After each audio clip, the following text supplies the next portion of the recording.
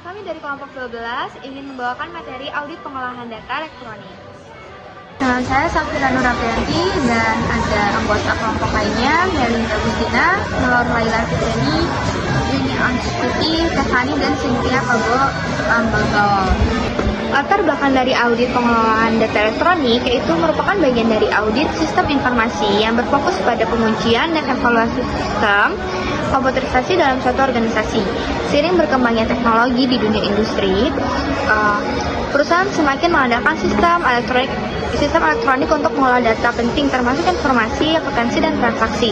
Oleh karena itu, audit pengolahan data elektronik menjadi sangat penting untuk memastikan keandalan, keamanan, serta efisiensi sistem dalam menunjang pencapaian tujuan organisasi. Pembahasan.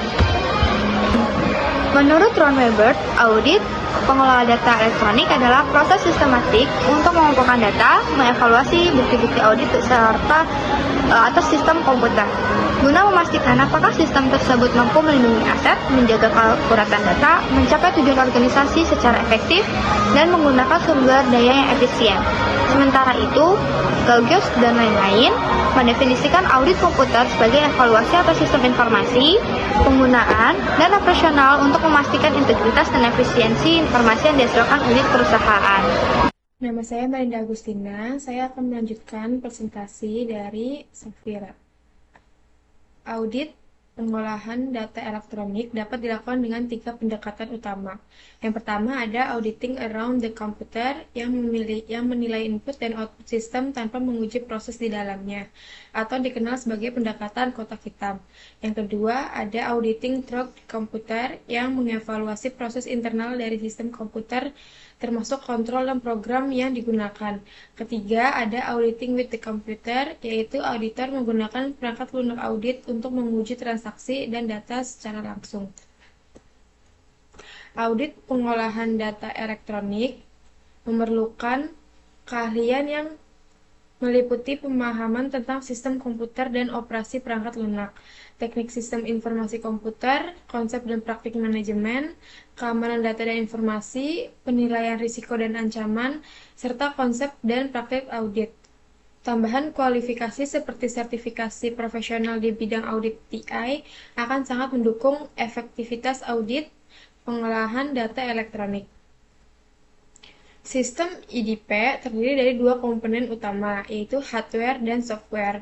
Komponen hardware mencakup CPU, perangkat input seperti keyboard dan mouse, serta perangkat output seperti printer dan monitor. Sementara itu, software terbagi menjadi 2 jenis, yaitu sistem program seperti US, utility, dan compiler, serta program aplikasi seperti perangkat lunak akuntansi, perbankan, dan sistem audit. Kedua komponen ini harus bekerja terintegrasi untuk memastikan proses data yang efektif dan efisien. Audit manual memungkinkan auditor melihat langsung dokumen fisik dan proses transaksi. Sebaliknya, audit pada sistem EDP menghadapi tantangan visibilitas karena proses berlangsung secara digital. Auditor tidak dapat langsung melihat bagaimana data diproses, sehingga harus mengandalkan pengendalian sistem. Selain itu, sistem EDP membutuhkan personalia khusus, fasilitas TI, dan kontrol internal yang lebih kompleks untuk menjamin keandalan. Sistem pengendalian intern atau SPI dalam PDE bertujuan untuk melindungi aset perusahaan, menjaga akurasi data akuntansi, meningkatkan efisiensi operasional, dan mendorong kepatuhan terhadap kebijakan manajemen. SPI dibagi menjadi pengendalian administratif dan pengendalian akuntansi. Dalam konteks PDE, pengendalian ini juga mencakup aspek teknis seperti keamanan sistem, dokumentasi, dan pemeliharaan program komputer. Menurut SPAP, SA sesi 314, pengendalian internal dalam lingkungan PDE bagian menjadi 2 kategori besar. Pengendalian umum mencakup pengendalian organisasi, pengembangan, dan pemeliharaan sistem pengamanan fisik dan logistik atas perangkat, serta dokumentasi. Sementara itu, pengendalian mencakup pengendalian input, pengolahan, dan output yang bertujuan menjamin integritas data, selama proses berlangsung. Pengendalian input berfungsi memastikan bahwa data yang masuk ke sistem telah sah dan akurat. Hal ini mencakup verifikasi, validasi karakter, pemeriksaan limit, dan edit check. Sementara itu, pengendalian perintah bertujuan untuk menjamin bahwa proses berjalan sesuai aturan dan tidak terjadi kesalahan duplikasi atau kehilangan data. Teknik seperti label file, cek urutan, dan laporan sebelum dan sesudah pemrosesan digunakan untuk mendukung penilaian ini.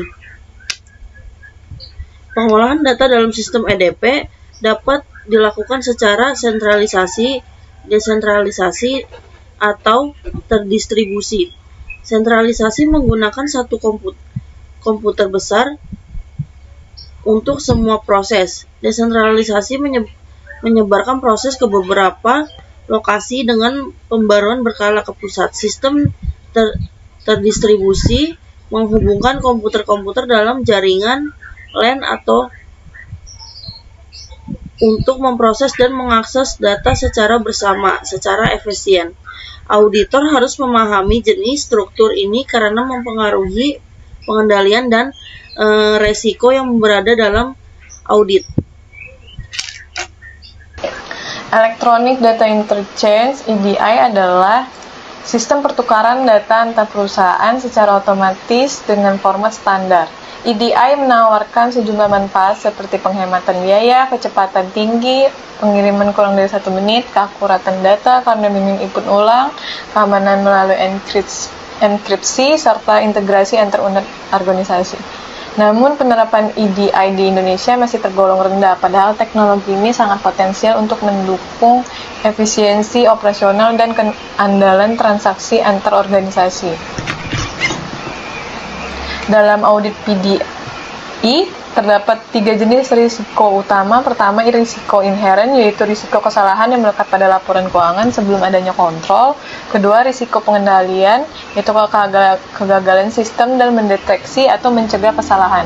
Ketiga, risiko deteksi, yaitu kemungkinan auditor tidak menemukan kesalahan material selama pemeriksaan. Auditor harus memahami dan mengelola ketiga risiko ini untuk mencapai audit yang andal.